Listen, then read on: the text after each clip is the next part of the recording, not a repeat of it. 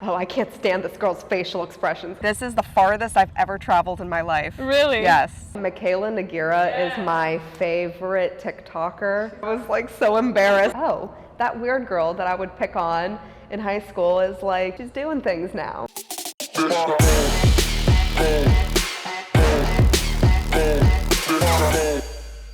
Welcome, Jess, to VAL Show. So excited to have you here. Thank you for having me.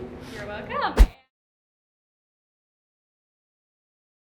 You are known on TikTok for your fast-forward comedy sketches. Yes. Right? After more than a couple of your videos got over 30 million views, which is crazy.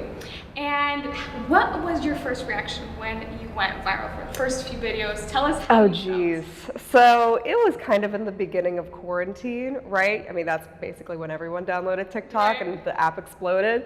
So I would say the first time I technically went viral was back whenever the whole making fun of Debbie Ryan thing was a trend, when they would do the little like over the ear thing. And so I saw everyone was doing that, and I was like, that could be kind of funny. You know, I have a pretty animated face, and I feel like I could use that to my advantage. So, you know, all of my videos got around like 500 to 1,000 views, nothing spectacular. And then I made the video one night, went to bed, woke up the next morning, and it had over 600,000 views. And I was like, wait, what? I was like, oh my goodness, this is insane. And like, I would literally go home and see my family, and like something would happen between me and my mom, and I'm like, oh my gosh, this needs to be a TikTok. And then I'll film it the next day, and I'm like, oh my gosh, this is crazy. Like, that this is real, that I can do this. Like, pretend to just be funny and act and like as a living. I mean, that's always what I plan to do, but like not to this level where I'm here with you wonderful people and talking about it, you know? All right, we are shooting in LA today. This is your first time here. It is my very first time. What is your emotions? What are you feeling being here for the first time? I mean, I feel like I'm literally in a movie, which is not ironic because they film all the movies here. But like, it's absolutely stunning. The weather's beautiful, the architecture, the houses, obviously the Hollywood sign, it's insane. What big of a difference is it from coming from Pittsburgh to seeing LA in here? Oh my gosh, I mean, I just told Amanda earlier, it feels like I'm in a whole nother world, you know. Pittsburgh and Pennsylvania is, you know, typically cold and doesn't have the greatest weather. You know, there's so much history, there's so much here, you know. Obviously this is where they've made a billion films, and, you know, this is iconic. This is probably the most famous place in America other than New York City. So, you know, this is absolutely a dream come true. Have you traveled anywhere outside of the U.S.? Never. This is the farthest I've ever traveled in my life. Really? Yes. How crazy is that? Is there a reason for that? No, I just like have never had a reason to go anywhere else. Okay. You know, I've always wanted to go to, you know, Spain or Mexico, Italy, Greece. I would love to go to those places at some point in life. But this is the most, you know, farthest place I've ever been. What was your life like a year ago? Who were you and what were you doing? Ooh, I need to clear my throat for that one. I mean, I moved out of my family's house around this time last year, and I moved into my own apartment in Pittsburgh, Pennsylvania. And I worked full-time Monday through Friday for an online university, and I was working admissions, and no way to bash the company at all. It just like wasn't for me. And I did it for about 10 months. And you know, that was like my survival job. TikTok wasn't something that I could live off of. So I would talk to students all day on the phone from 9 o'clock to 6 o'clock in the morning, try to get them into school. And it was just a very frustrating job. So I was like, I can't do this anymore. You know, like I took a risk. I wasn't necessarily in the position yet where I could leave and do this, but I was like, I'm gonna take a risk. I can't do this anymore. I'm gonna quit, and I'm gonna try to do this full time. And so I really committed myself to the content creating, and it ended up being successful, and here I am. Amazing. Yeah, so I'm really happy with taking that risk. That was definitely the best decision that I made, was quitting that job. Not many know that you have a past with musicals, acting, Broadway, and you even completed Penn State University. Yes. Theater and music program. Right? So, share about this part of your life that we don't see on TikTok. Yeah, and it's crazy because that was pretty much the plan, was to graduate from Penn State and move on and move to New York City, you know, pursue a career in theater. So I started at the young, ripe age of 5 years old. And my very first show I ever done was Oliver, and I was a little workhouse boy. And my sister did it with me, and for years we did theater together, and it was just like our fun thing that we would do together, but I took it much more seriously than she did. And I think she was like not really into it. As we would get older, she, you know, lost interest in it, but I wanted to sing, I wanted to take dance classes, I wanted to do like dance competitions, pageants, all this stuff. And like, so fast forward to my senior year of college, which was in 2020 when COVID hit.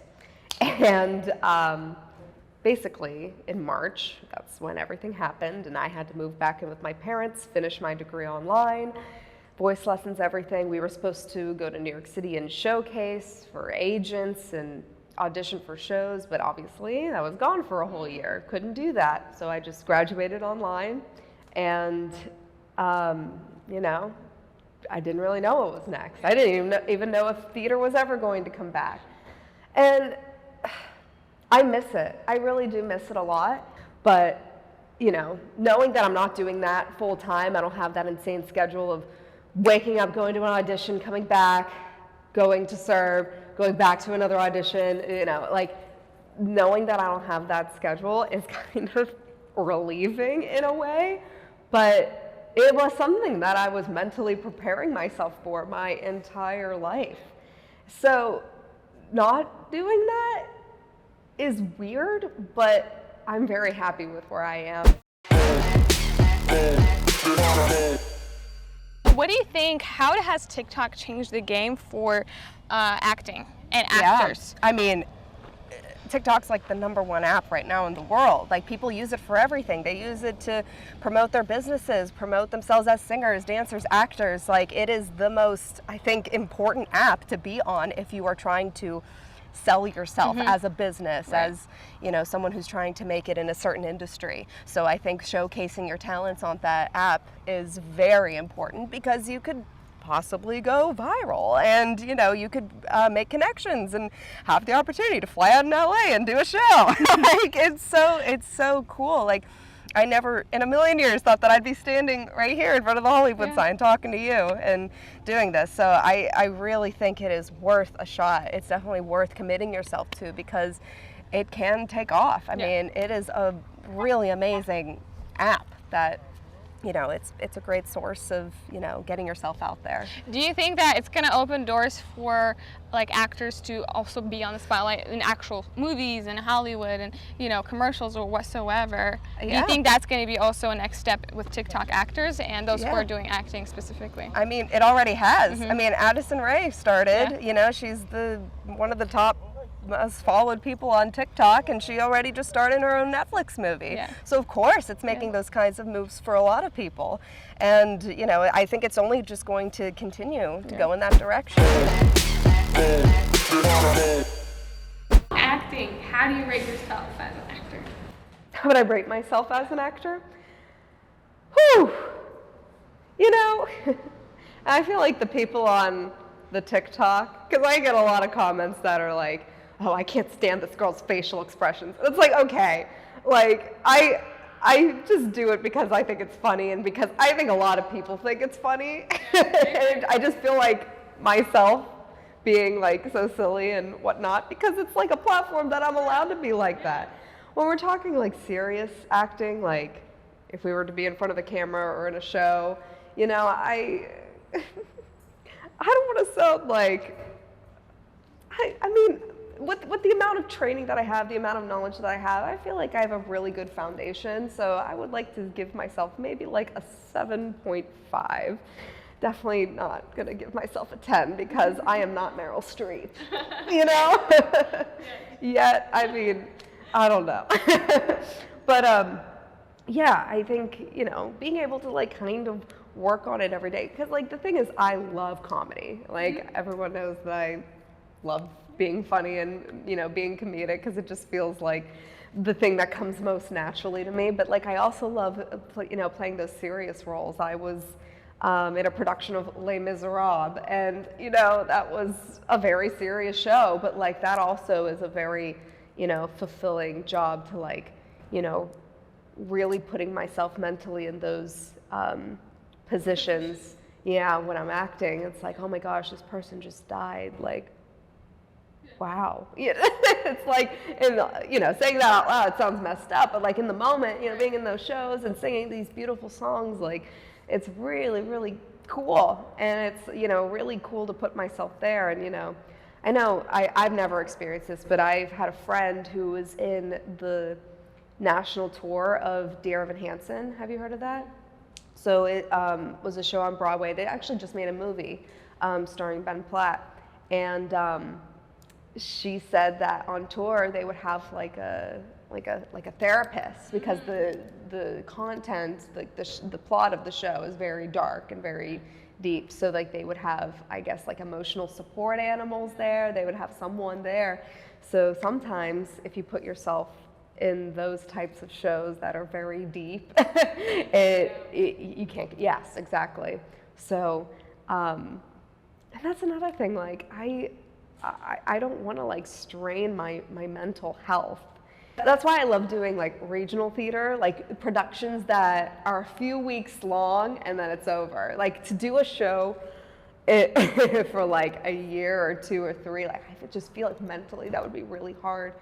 And you know, I am someone who has gone to therapy before, and you know, if I get into like a really dark spot, it's really hard for me to get out of that. And you know, that's something that I just don't really want to get sucked back into. So yeah, but you know, like I said, it goes back to if you love it, you know, 100%, you're gonna do it. So. So, in January 2020, you started a small gig or career as a nail and makeup specialist. So, share about that part of your life. Oh my gosh. How that went for you. It does not particularly exist anymore. I literally, I can't believe you said that. Don't know about it. Yeah, I started an Instagram page where I had a little business of mine when I was at Penn State, and I would just do people's nails and like their makeup sometimes for events, like, you know, parties and stuff, events. But yeah, I got like a lot of clients around like the theater program, and I would just like do their nails. I would charge them like $10. Like it was nothing. The price was $10. Was that a full manicure? Yeah. Just all the nails for $10. I got a kit from my sister. I got a bunch of like gel polishes from Ulta Beauty, and I just did their nails. How did that go? Oh my gosh. It actually went pretty well. Like I got a lot of clients. But that's so funny you brought that up. Oh my gosh. When did that side hustle stop? Oh, probably just, you know, around the time that I left Penn State. You know, I don't do that anymore. No, that is definitely something that is another passion of mine. You know, I love beauty. Believe it or not, people probably think that my like For You page on TikTok is all weird comedy stuff. I look at makeup videos like all day long. Like Mikayla Nogueira is my favorite TikToker. I have followed her since the beginning. I've watched her journey through, you know, when she worked at Ulta to quitting and doing makeup full time, and now she flies to LA and works with Selena Gomez with Rare Beauty. Like, I love her story. Oh my gosh, it's like my favorite thing. And I watch her like religiously. And I've definitely found a lot of, you know, tips and tricks from her, and I've bought a lot of things because of her. Yes, for sure. Like hair, you know, from hair products to Makeup, you know, I trust her wholeheartedly. She's just so unique. You know, you can't compare her to anyone. She's just her own entity, and I look up to her incredibly. I think she's awesome. So yeah, I mean, I love makeup. I'm not super great at it, but you know, I definitely have gone a lot better because of her. So I'm very thankful for her.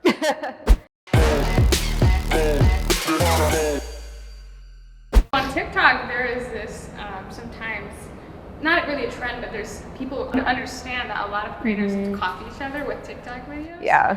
What do you think about that? What is your say on that? What was your experience? Yeah, I mean, I don't think it's like wrong, you know. I think a lot of people take content from other people and they, you know, put their own version into it, and if they do it great and it fits them, awesome. I'll watch it. I'm not gonna hate it because, you know, someone else did it first. I mean, look at, you know, all these actors in Hollywood. A lot of them say like, oh, I do this because, you know, Jennifer Aniston did this. I do this because Meryl Streep did this. You know, like, you know, you take what you're taught in a way. And so I think the same thing goes for, you know, TikTok. I mean, I've seen lots of people take, you know, content, and I mean, I would be lying if I said I didn't do that. Of course I'm taking, you know, ideas from other people, but you know, I try to tag them and credit them, at least let everyone know, because I know people will be upset if they're not credited, because you know, credit's obviously important. I mean, I absolutely don't think there's, you know, anything wrong with it though. I think if, you know, it's all fun. TikTok, we're on TikTok to have fun, right? You know, it's not like a competition or this or that. I'm not gaining anything, and they're not losing anything from doing that. It's all just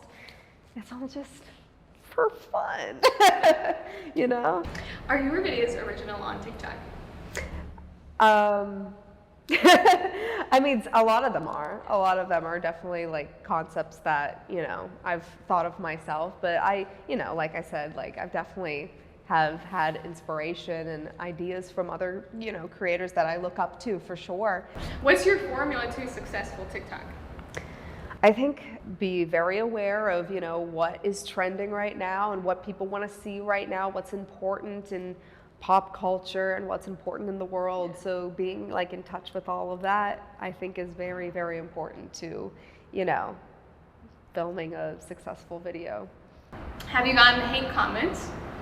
Oh yeah. Affect you, and how do you deal with them? You know, just because I mean, of course I do get them. Everyone I feel like gets hate comments.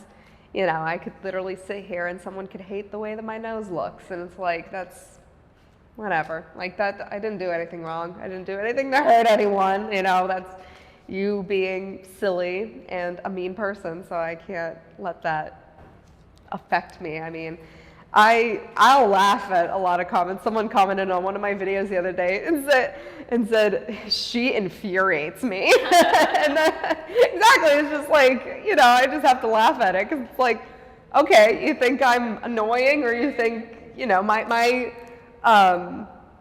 like area of comedy doesn't resonate with you, and I know that it doesn't resonate with everyone. I know people probably look at my videos sometimes and they'll laugh at me and not laugh with me, but like, that's out of my control. How can I be mad at that? So, you know, I'm just being myself, doing my thing, and that's all you can do. And that's just how life is. Not everyone's gonna like you. You can be the absolute nicest, sweetest, most amazing person.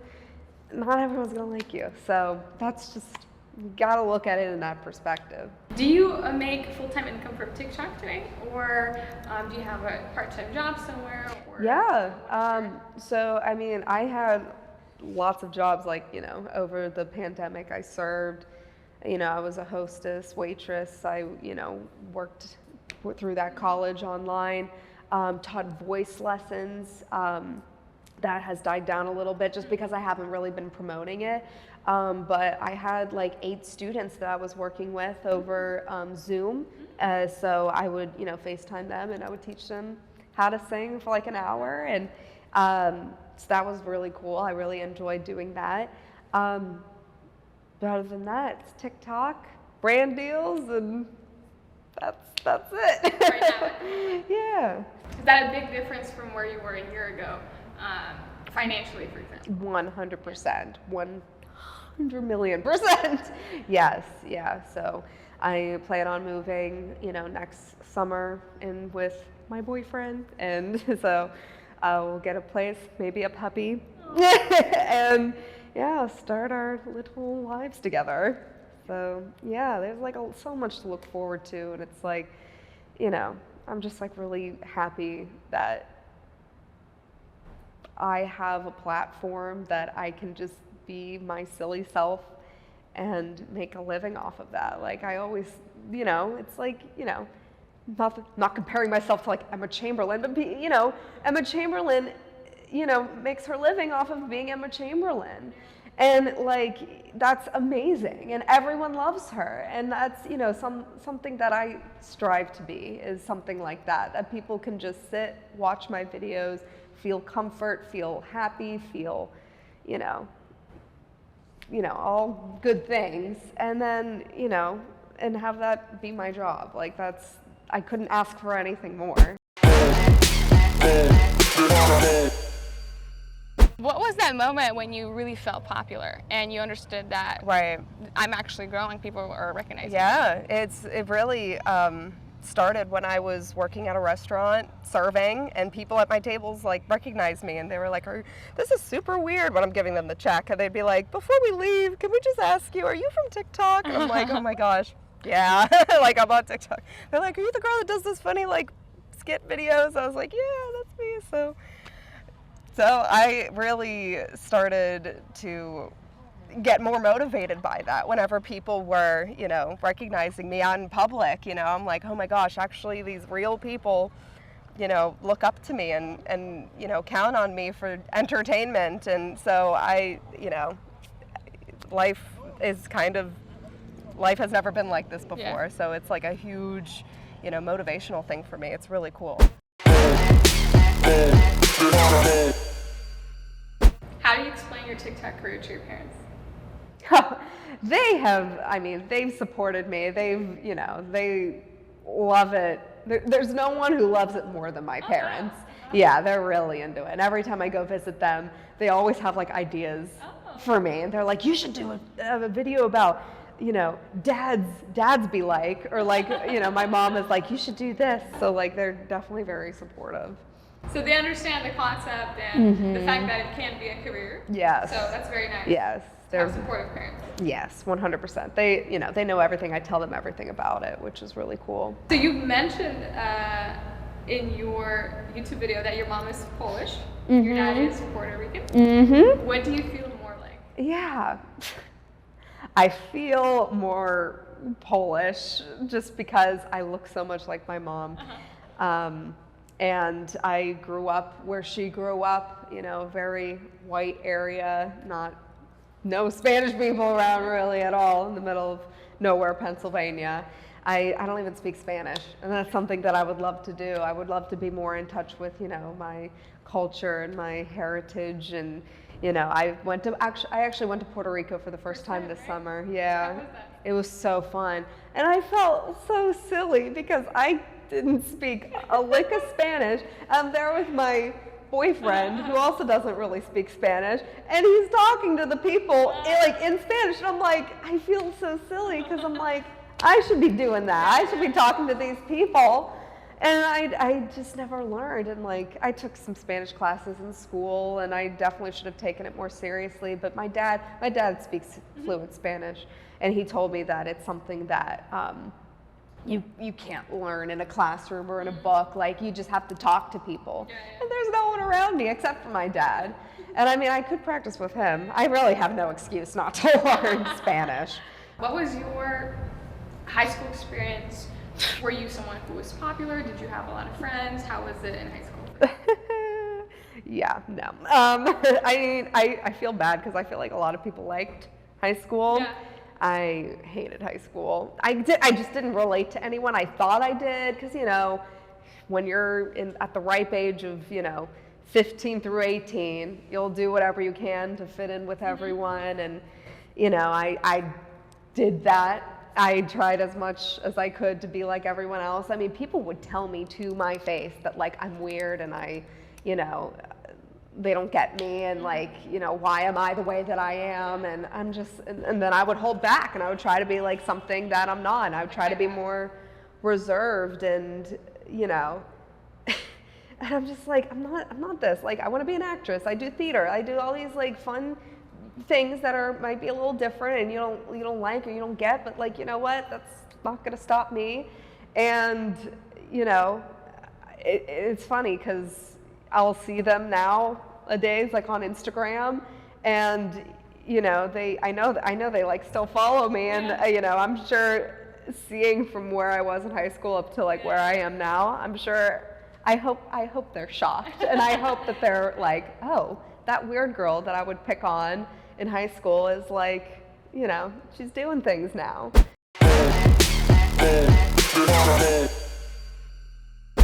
Did you ever experience bullying growing up, maybe in high school or anywhere else? I definitely, never physically. I definitely experienced emotional bullying. Like I was saying earlier, like, people would pick on me and, call me weird all the time.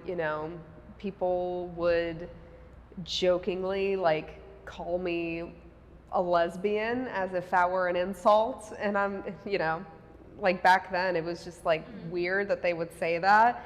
And, I was just like, what's the point of all this? Like, this is like so just like weird and childish. I mean, we were children, of course. And like, people would, say like, because I wanted to go to school for performing, they'd be like, oh, what type of performing? Like, you want to be like a stripper?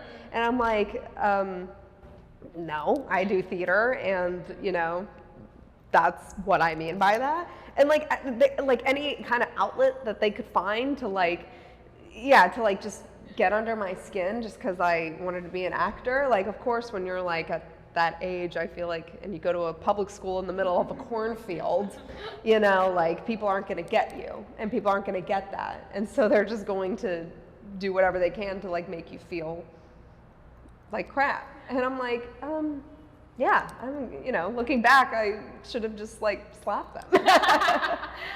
I wish I could have done that, but How did you deal with it back then?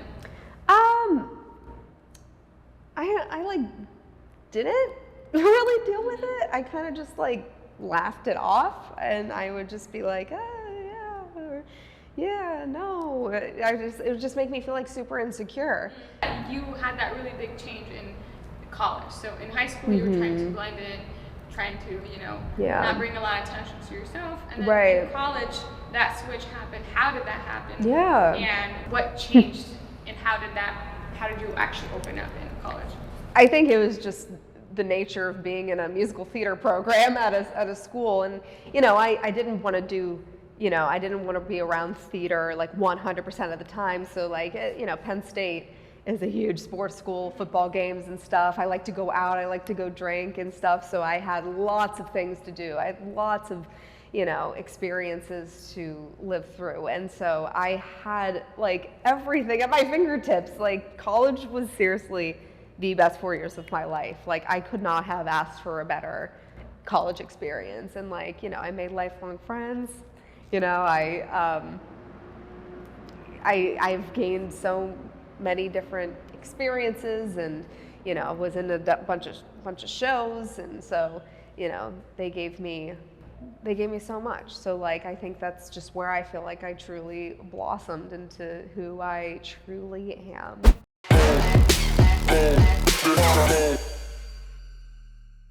Were you confident in yourself growing up, in your looks?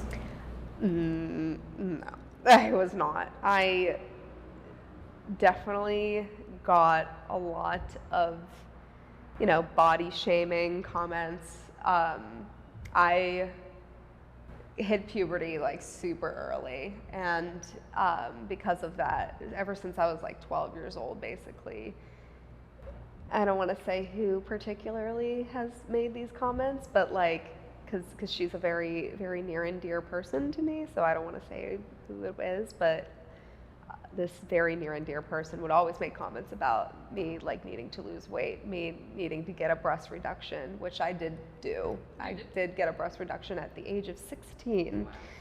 And I thought that that would, you know, help me become more confident in myself and, you know, feel thinner. And I did lose weight, but I gained it back, and I, you know, was bigger, and, you know, it is still something that I personally struggle with, is like the way that I look at myself. And it's a shame, because I think that, you know, I feel like I look good, but it's always that little voice in the back of my head that's always telling me to not eat that chocolate bar. Don't eat that, because that's going to make you look huge, and that's going to lead you down a really bad path of, you know, looking big or looking, you know, not good. Like when I was performing in the show Kiss of the Spider Woman, someone told me that I looked way too fat to be on stage, and that was like definitely the hardest thing to hear, because that was something I was already self-conscious about myself, and hearing it from another person, I was like, oh my gosh, like, you know, that's, no one ever wants to like hear that I'm too big to be on stage, and that I shouldn't be on stage because I'm too big, because my, you know, my chest is too big, or my thighs are too big, and, you know, I have back fat. Like, are you kidding me? Like, it's, and because of, you know, being on stage, being seen by everyone, used to being in the center, full, you know, with thousands of people around me staring at me, you know, and I'm thinking, oh, they probably all think the same thing. They all probably think I'm too fat, or that I'm too ugly, or I'm too this. Like, you know, that's not something, and this is like the beauty of TikTok, because no one has ever said anything about my body, ever, not once. I mean, maybe in like the depths of the comments, but I maybe have missed, but I've never, ever came across a comment that said that I look too big, or you need to lose weight, or something like that. And no one should ever say that to anyone, period. And, you know, that is something that I still deal with every single day. You know, I'm very active. You know, I go to the gym, and I was very active in college. Like, I went to the gym every day. I took dance classes. I was always on my feet, hiked a mile to get to my classes. Like, but like still looking in the mirror and not being happy with what I see. I mean, it comes and goes. Sometimes I am happy with how I look. Sometimes I'm like, I need to do something. And it's just like kind of like those voices in my head that, you know, from my past, that still haunt me in a way. And I hate feeling like that. And as I get older, it gets better, because, you know I'm a voluptuous woman. That is how I'm built, and I need to embrace that, and that's who I am. So, yeah, I mean, but growing up, that was definitely hard. During that journey, what were some things that helped you build confidence in yourself, loving yourself? For those who, all of us struggle with that in general, but maybe something that you did that helped you. It was definitely never something that I could do alone, because if I was alone, I would just look at it and hear the horrible words in my head going through over and over. But I had lots of teachers. I had a dance teacher in high school who was very, very aware of this issue.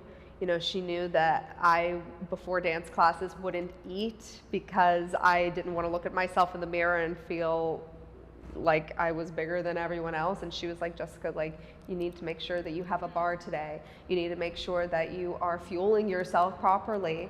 And, you know, because you shouldn't feel ashamed of like how you look. And a lot of, you know, almost every single one of my professors in college were very, very on top of our mental health, how we looked at ourselves, you know, our physical health. You know, we had all of that. So if I didn't have those people, you know, I don't think that I would be in a healthy mindset today. What do you recommend for those who might be going through that as well? If they I don't think, have teachers who are supportive. Right. I mean, you need to look at yourself in the mirror, and you need to just like learn to love yourself, because it's, as long as you're healthy and you have air in your lungs and food in your body, and you know, you're a great person, that's all that matters, you know. So that's what I would have to say. Share maybe a fun story from your childhood experience with your first crush. My first crush? Yeah. Do you even remember that? So my first boyfriend in like high school, I was a freshman in high school. He knew I did theater. He was supportive. He saw me in one of my shows. I was in a production of Tarzan, like the monkey show. And I was a monkey, and I had to wear a monkey costume. And I remember I had like face war paint on and like fringe as like a costume.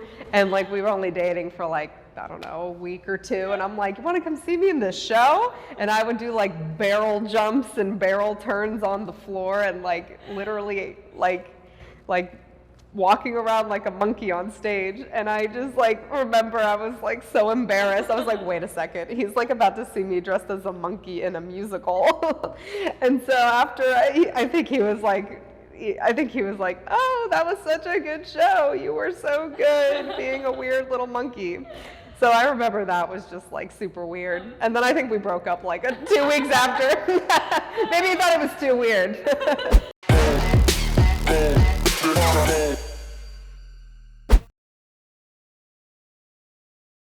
Did you ever experience a party phase in like college growing up? A party phase? Like a party phase? Or even like, or are you still in it? No. Or, yeah. I am not in the party phase anymore. I was definitely in college. My senior year of college was rough. Like, and I don't know, I felt very overlooked. You know, I think it was a very important year for a lot of people in my class. So in our musical theater program, I'm circling back to the party thing, I promise. They only accept 12 kids into the program at Penn State. So only 12 kids get selected into the musical theater program. You know, you're guaranteed a showcase, you're guaranteed all these amazing things at the end of your time. And as that was approaching, there weren't necessarily a lot of people in my class who were granted the same opportunities as others. There were people who were definitely getting particular opportunities, and others were left out, and that wasn't really cool. And I was one of the people who was left out and didn't get the opportunities, and I was like, are you kidding me? Like, I feel like I've grown so much in these past 3 years that, you know, my professors and people would see, you know, that I'm in a great spot. Why aren't they asking me to go sing for this event or go do this or go do that? Like, I was never that person. And because of that, like every rejection that I would get at school, I was just like feeling kind of worse and worse. And I was like, because the process of, you know, going through every single year at school, like it just got harder and harder. And the challenges just, you know, became so extreme, but I felt like I did a really great job, and I grew so much, and I was getting jobs in, you know, in the summertime, and like I thought that my professors would see that and be like, oh my gosh, you're doing a great job, you're doing really amazing, but we're gonna give these other opportunities to the other people. So I was like, okay, whatever. Like I felt like I was going up this way, and then senior year just coming straight back down. And I was like, okay, you don't want me to sing for this event? Then I'm gonna go to the bar and I'm gonna drink all night. And, you know, I felt like I might have been a little irresponsible with that, but I did it just because I guess I just didn't feel very seen, like my senior year, and especially when we're about to graduate and go off and do big things. And it's like, what, you don't think I'm like good enough? And so that was really hard for me. So because of that, I went out and I was just like finding distractions, you know. This is not ever something that I want people to, you know, turn to. I don't want people to feel like they need to drink to feel like they're fulfilling something, you know, that doesn't exist. But I did it, and sometimes we do it responsibly, and you know, I went out a lot. at Penn State, and definitely more than I should have. A part of me kind of like regrets it because that's a lot of time, a lot of money, a lot of days I was sick because of it.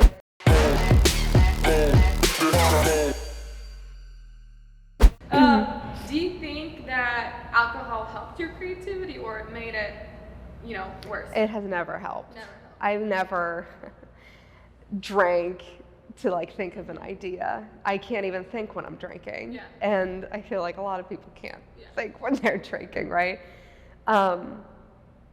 So it's not something that I ever want to do to be, I don't want to have to like rely on alcohol to like have the creative juices flowing. I never, And you never did. yeah.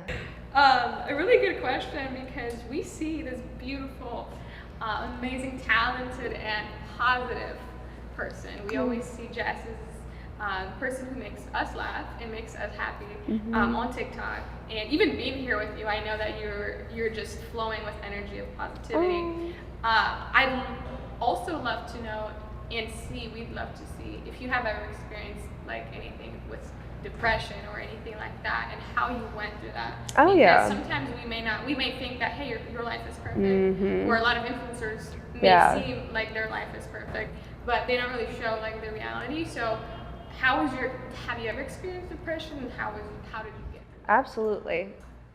Almost everyone in my family has depression that they are like medicated for. It's something that I do feel like I have and have had for a long time, but I think I definitely deal with it as good as anyone with depression could deal with it.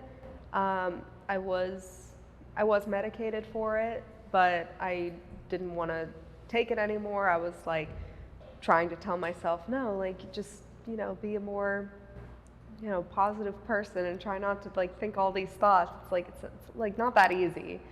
And someone who like doesn't have depression, like it's really hard for them to understand. It's not really like a particular thing that triggers that. It's, I think, just in a large amount of thoughts, and experiences that could have been traumatizing, and that just like don't go away like that, or don't go away over a long period of time. So, and especially knowing that everyone in my family has it, it's something that kind of does scare me a little bit. I do think I deal with it very well, so I'm very lucky to, not really have to like take medication for it anymore and stuff like that. But I do have ADHD, and I feel like everyone has like some type of, something that they deal with. And I was medicated for that as well, but I was like, I need to like train myself. I need to like make sure that I can, not have to rely on this. Like I need to just focus better. I need to make sure that I can listen better, and I can, teach myself how to do this. But that's just not like the reality of it, like sometimes you have no choice but to be on medication, and I don't think I have it that bad that I need to be medicated for it anymore. So I just like try to relax. I try to breathe. I try to think about all the good things in my life that I have. I try to make a list of 3 things that I try to, be thankful for every single day, 3 things that are good in my life. And usually that helps me feel a little bit better. Or I try to go out and, go on a walk or a jog, and go to the gym and go work out. And, I try to, because those things naturally will make me feel better. So like being active is definitely something that I try to do in order to keep myself, feeling a lot better. And, I almost like, it's like hard to talk about like, things that you're diagnosed with, or like, like depression or ADHD, because it's like, I just try not to think about it, which is probably not smart. It's probably something that I should pay attention to more, so that am more aware of it and know more about it, so that I know if something really bad were to happen to me one day, I would know how to treat it or handle it. So, but I don't know. I think, especially lately, have been having a really good, my health has been really good. My mental health has been really good. So I'm very lucky with where I am now. I think kind of like back to like what I was saying about like doing theater and being a part of productions that might be a little bit deeper, and being around people that might have been a little crazy, and being around people who maybe weren't the best people. Sometimes that, can make me feel a little more anxious and a little worse. But I'm not really surrounded by all of that anymore. I'm surrounded by a lot of good. So that definitely helps me with where I am now. How long were you on medication for, and what helped you get off of it? About a year. When I was on it for about a year, I wasn't like very consistent with it though. Like I would take it maybe like 3 days or 4 days a week. And then whenever I just stopped taking it, I think it's kind of around the time that I started like dating my boyfriend.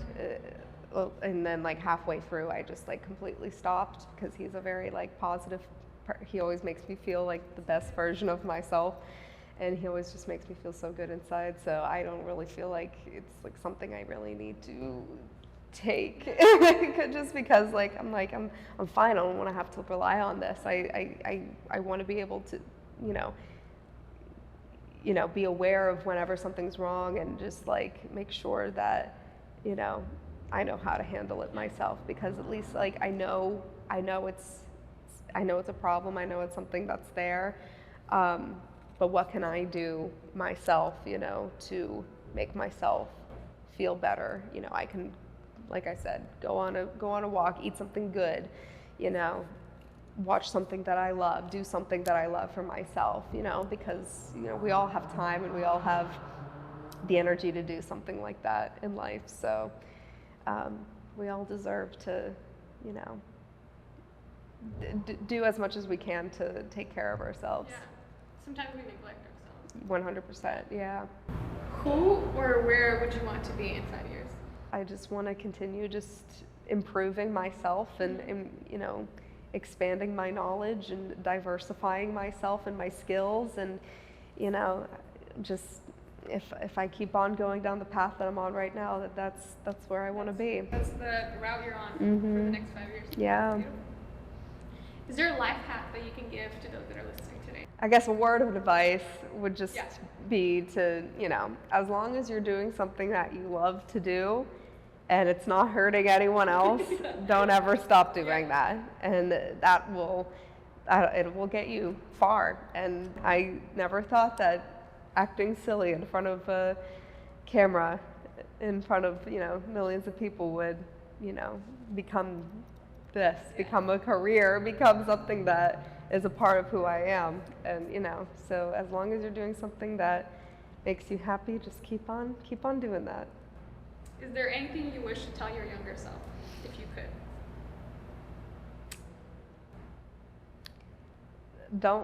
Not to listen to anyone who doesn't believe in you. I mean, anything is possible. Anyone can become anything that they want to be, as long as you set your mind and your heart to it, as long as you're goal oriented. It's not easy. It takes, things take time. Things take a lot of effort and practice and training, and so just you gotta love it. You gotta love whatever you do, and as long as you got your head in the game and are on the right path, just keep going down that path. We're gonna end the show with lightning questions. This is what we usually do. Lightning questions? Yeah, with our Oh boy. guests. Okay. So they're gonna be really fast questions. You can answer them on your own speed, however Okay. you want to. Charlie D'Amelio or Addison Rae? Addison Rae. Oh, I'm sorry. Broadway or Hollywood? Ooh, Broadway. Who's your favorite actor? My favorite, Leonardo DiCaprio. Who's your favorite TikToker? Mikayla Nogueira. Who's your favorite YouTuber? Oh, what's her name? Oh, Emma Chamberlain. What's her name? Does Charlie D'Amelio deserve the hype? Yes. Okay. Leonardo DiCaprio or Brad Pitt? Leonardo DiCaprio. Will Smith or Denzel Washington? Ooh, that's a hard one. Will Smith. Jennifer Lawrence or Scarlett Johansson? Ooh, Scarlett Johansson. Do you believe in God? Yes. Money or morals? Morals.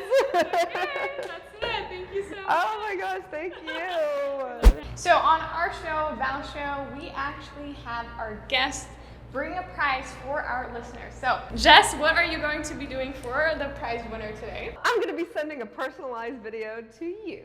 So, what you have to do to receive this amazing prize and a personal video from Jess is think of a really relatable and original creative idea that Jess should recreate on her TikTok idea. The most detailed and interesting idea will get her prize. And what you need to do is leave your answer in the comments that is pinned under this YouTube video, and we'll choose the winner soon.